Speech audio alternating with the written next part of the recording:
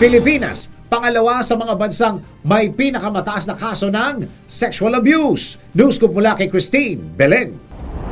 Pumangalawa sa pwesto ang Pilipinas sa pinakamaraming kaso ng online sexual abuse at exploitation sa mga bata.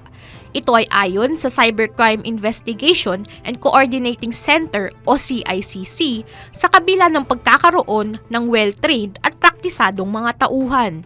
Dagdag pa ni CICC Deputy Executive Director Assistant Secretary Mary Rose Magsaysay, naging pugad na rin ang bansa ng mga online scamming. Naniniwala si Department of Information and Communications Technology Secretary Ivan Jan Uy na ang kahirapan ay kabilang sa mga pangunahing dahilan kung bakit umiiral ang mga ganitong kaso.